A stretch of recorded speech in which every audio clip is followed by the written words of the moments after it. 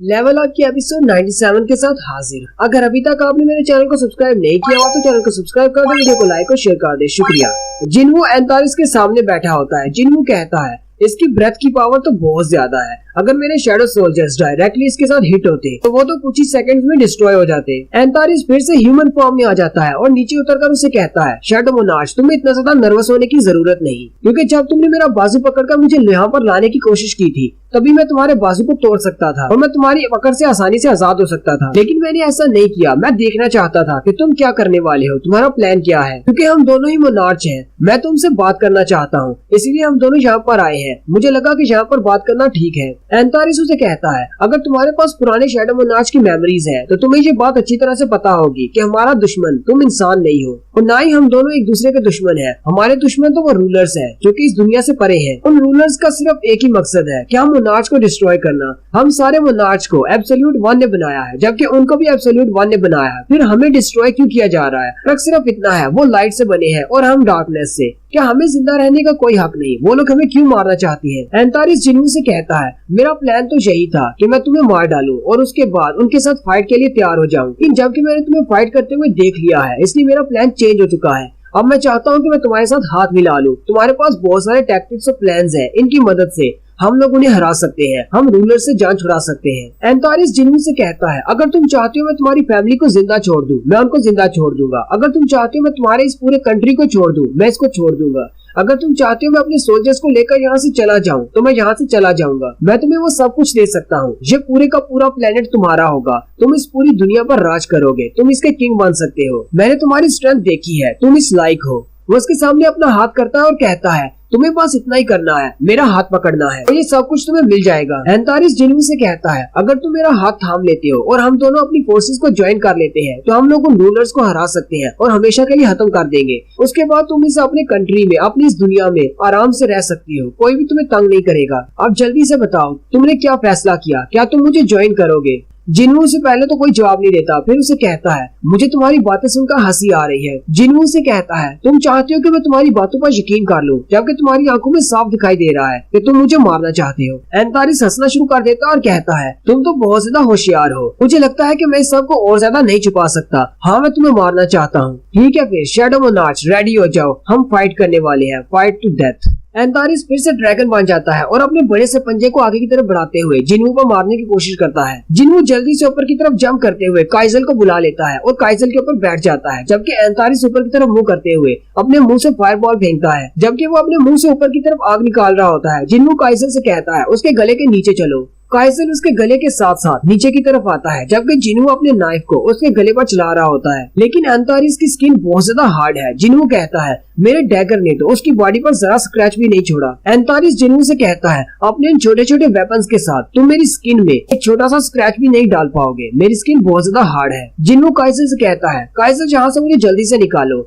जबकि एंतारिस फिर से अपनी ड्रैगन फियर एबिलिटी को यूज करता है और काइजल फिर से हवा में ही रुक जाता है और साथ ही अपनी पूंछ में जिन्वू को लपेटकर नीचे उठाकर पटक देता है। जिन्वू नीचे उतरने के बाद काइजल से कहता है, काइजल जी तुम क्या कर रहे हो? लेकिन उसी वक्त ड्रैगन उसके ऊपर फायर छोड़ता है और काइजल को डिस्ट्रॉय कर देता है, जबकि जिन्वू भी उसकी फायर अटैक की वजह से पीछे की तरफ गिर जाता है। एंतारिस उसे कहता है, इतनी छोटी सी फायर अटैक से तुम मरने तो नहीं वाले। जिन्वू जंप करते हुए उसके ऊपर चढ़ जाता है। जिन्वू कहता है, इसकी बॉडी तो बहुत ज्यादा हार्ड है, बिल्कुल ऐसे जैसे लावा हो। जिन्वू उसकी बैक के ऊपर चढ़ा होता है। एंतारिस अपने पंजे को पीछे की तरफ करते हुए उस पर मारने लगता है, लेकिन साथ ही जिन्वू अपने ड्रैगन्स को बाहर निकाल लेता है और शैडो ड्रैगन्स में से एक ड्रैगन आगे बढ़ता है और एंतारिस को गले से पकड़ लेता है, जबकि बाकी के सारे ड्रैगन्स उसके ऊपर अपनी फायर से अटैक करते हैं। वो सारे ड्रैगन उसके ऊपर फायर से अटैक कर रहे होते हैं, जबकि जिन्वू दूर खड़ा देख रहा होता है और कहता है, ये सारे एंशिएंट ड्रैगन्स हैं, लेकिन इन सब की फायर उस पर कोई भी इफेक्ट नहीं कर रही, क्योंकि इसकी स्किन बहुत ज्यादा हार्ड है, क्योंकि ये ड्रैगन किंग है। जिन्वू कहता है, आज तक मैंने जितने भी दुश्मनों से फाइट की है, ये उनमें से सबसे ज्यादा स्ट्रॉन्ग है और ना ही मैं अपने यूजुअल तरीके यूज कर सकता हूँ जो कि मैं फाइटिंग के लिए यूज करता हूँ। इसके लिए मुझे कुछ और तरीका ढूंढना होगा। जिन्वू कहता है, इसके लिए मुझे बहुत ज्यादा पावर की जरूरत है, कोई ऐसी पावर जिससे मैं अपने हाथों की मदद से ही इस पूरे ड्रैगन को हरा सकूं। ये तो बिल्कुल एक माउंटेन की तरह है जिसने अपने ऊपर आर्मर पहना हुआ है। आर्मर की बात करते हुए जिन्हू को कुछ याद आता है। जिन्हू कहता है मुझे आर्मर से याद आया। फिर वो अपनी सारी एनर्जी को इकट्ठा करता है और उसके इर्द गिर्द डार्कनेस का एक सर्कल बनता है। एंथारिस उसके सारे ड्रैगन्स को मार देता है और कहता है तुम्हें क्या लगता है तुम इन शैडो क्रीचर्स की मदद से मुझे हरा सकते हो। लेकिन साथ ही वो उसकी तरफ देखकर बहुत ज्यादा चौंक जाता है और कहता है ये कर क्या रहा है, ये तो सारी डार्कनेस को अपनी इर्द गिर्द इकट्ठा कर रहा है। एंथारिस उसे कहता है अब तुम क्या करने की कोशिश कर रहे हो। जिन्हू कहता है मैं एक आर्मर बनाने वाला हूँ। मैं डार्कनेस की पावर को यूज करते हुए अपनी बॉडी के इर्द गिर्द एक आर्मर बना सकता हूँ। जिन्हू कहता है इस पूरी दुनिया में बहुत ज्यादा डार्कनेस है। मैं उस सारी डार्कनेस को यूज करते हुए एक बहुत बड़ा बॉडी आर्मर बना सकता हूँ जिसे पूरी दुनिया देख सके। जिन्हू अपने आर्मर में बहुत ज्यादा डार्कनेस को इकट्ठा कर लेता है जिसकी वजह से उसका साइज बड़ा होता जा रहा होता है। जबकि एंथारिस भी उसकी तरफ देखकर बहुत ज्यादा घबरा जाता है और कहता है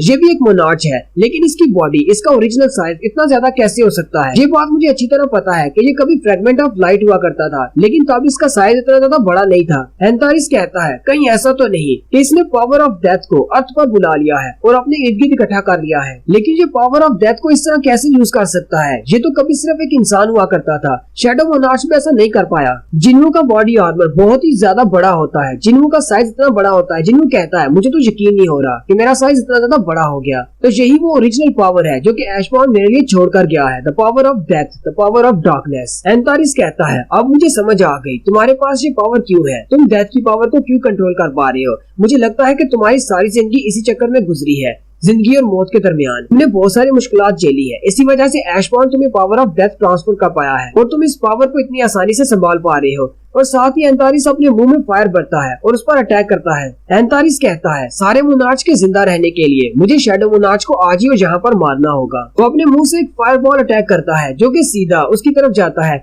जिन्हू का साइज अब उससे भी ज्यादा बड़ा है। वो अपने हाथ को सामने की तरफ करते हुए उसकी फायर बॉल को रोक लेता है और उसको वहीं पे डिस्ट्रॉय कर देता है। एंथारिस भी ये देखकर हैरान हो जाता है। फिर वो दोनों एक दूसरे के आमने सामने खड़े होते हैं और फिर दोनों ही जंप करते हैं और फाइट स्टार्ट हो जाती है।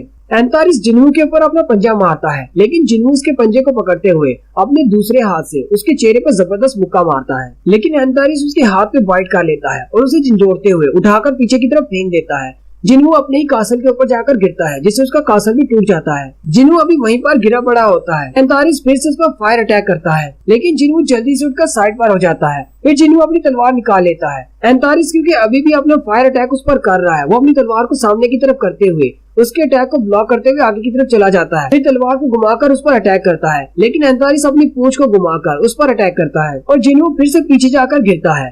अब एंथारिस हवा में उड़ना शुरू कर देता है और हवा में से मल्टीपल फायर अटैक करता है। लेकिन जिन्हू भी अपने पास से कुछ एरोस निकालता है और उन्हें ऊपर की तरफ फेंकते हुए एंथारिस पर अटैक करता है। एंथारिस ऊपर से फायर अटैक करता है और उन दोनों का अटैक आपस में टकराता है। लेकिन जिन्हू के एरोस बहुत ज्यादा वीक होते हैं। फायर अटैक सीधा नीचे की तरफ आता है जिससे जिन्हू बहुत ज्यादा जख्मी हो जाता है। मतलब उसका आर्मर जख्मी हो जाता है। फिर जिन्हू अपने आर्मर में से बाहर निकल आता है और कहता है इस आर्मर को संभालने के लिए मुझे बहुत ज्यादा स्टेमिना और एनर्जी की जरूरत है जो कि अब मेरे पास नहीं बची। एंथारिस भी फिर से अपनी ह्यूमन फॉर्म में आ जाता है और उसे कहता है मैं तुम्हें आखिरी बार ऑफर कर रहा हूँ, क्या तुम अभी भी मुझे ज्वाइन नहीं करना चाहते। जिन्हू अपनी बॉडी पर फिर से डार्कनेस का कवर चढ़ा लेता है और अपना वेपन निकाल कर कहता है मैं किसी मॉन्स्टर के साथ कोऑपरेट नहीं करूंगा। एंथारिस भी अपनी बड़ी सी तलवार निकाल लेता है और इस बार वो दोनों अपनी ह्यूमन फॉर्म में फाइट करना शुरू कर देते हैं। एंथारिस उसे कहता है अब तक तो वहाँ पर ह्यूगोमोंट और मेरी ड्रैगन्स की आर्मी ने सब कुछ तबाह कर दिया होगा।